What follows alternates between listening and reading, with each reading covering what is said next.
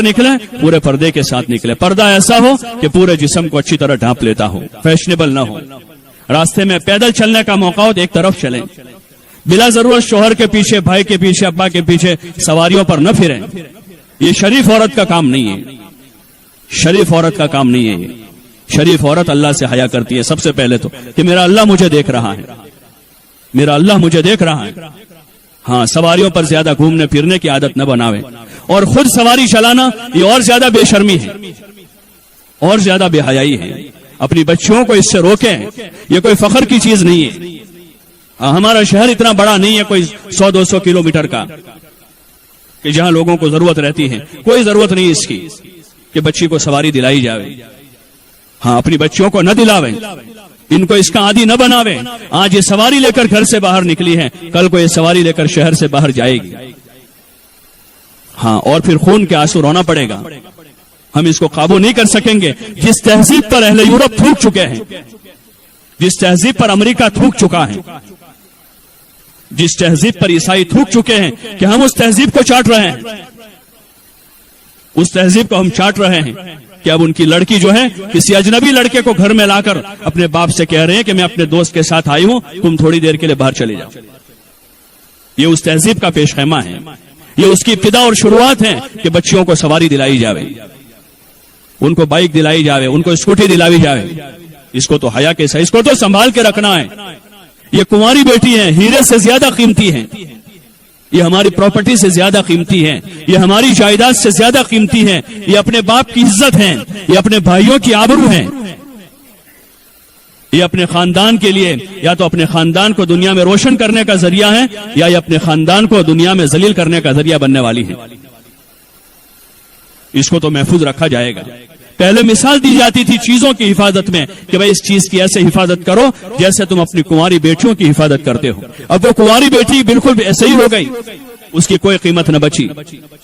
اپنی کنواری بیٹیوں کی حفاظت کریں، ان کو اپنے گھروں میں رکھیں، ضرورت کی تعلیم دلاویں، مکتب میں قرآن کی تعلیم دلاویں، اور اس کی 8-10 سال کی عمر تک اسکول میں اس کو 4-5 چوپڑی پڑھا کر اب اس کو اپنے گھر میں رکھیں، اس کو گھر میں رکھیں۔ یہی اس کے لیے عزت کی چیز ہے، یہی اس کا کوالیفیکیشن ہے۔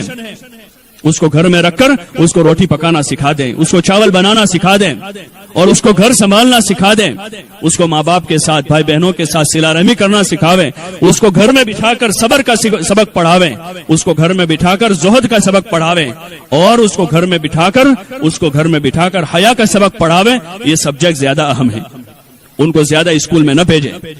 ہاں، فتنوں کا دور ہے، یہ فتنوں کا دور ہے، بے حیائی کا ماحول ہے۔ اس ماحول میں اگر ماں باپ چاہتے ہیں کہ سکون سے دنیا میں جینا ہے، اپنی بچیوں کو گھر میں رکھیں، گھر میں ان کی ساری ضرورتیں پوری کریں۔ عورتوں کے ذمے، جب اللہ نے ان کے ذمے کمانا نہیں رکھا، کہ ان کا خود کا خرچہ اللہ نے باپ کے ذمے رکھا ہے، جب شادی ہو جائے گی تو شوہر کے ذمے ہے، پھر ان کو کیا فکر ہے؟ ان کو تو گھر میں آرام سے رہنا ہے، اللہ کی عبادت کرنی ہے، اپنے شوہر کی خدمت کرنی ہے، اپنے بچوں کی اچھی پرورش کرنی ہے۔ اس لیے اپنی بچیوں کو گھر میں رکھنے کا عادی بناویں، باہر نہ بھیجیں، ان کو سادگی کا سبق پڑھاویں، ان کو حیا کا سبق پڑھاویں۔ ہماری پرانی بہنیں، مائیں، دادیاں، نانیاں، اللہ انہیں جزائے خیر دے کہ انہوں نے اپنی بچیوں کو یہ سبق پڑھایا تھا، تو ان کی بچیاں کبھی جھگڑا کر کے گھر نہیں آئی، کھانا نہیں ملا اپنے گھر میں رہی، چٹنی روٹیوں پر انہوں نے گزارا کیا ہے۔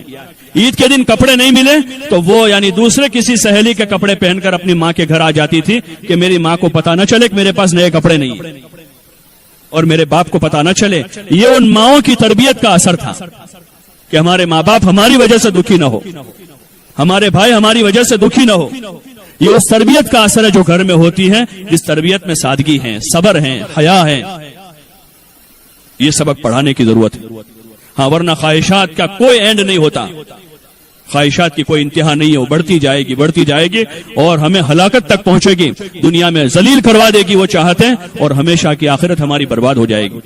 اس لیے کوشش کریں سادگی کا سبق پڑھاویں، گھر کے ماحول میں ان قصوں کو پڑھیں، سنیں، فضائل کی تعلیم گھروں میں کریں، نماز کے فضائل، روزوں کے فضائل، ذکر و تلاوت کے فضائل، صدقہ اور خیرات کے فضائل، اور فضائل صدقات کے وہ باب جس میں ماں باپ کے حقوق ہیں، پڑوسیوں کے حقوق ہیں، اس کی تعلیم کر کے اپنے بچیوں کا ذہن بناویں۔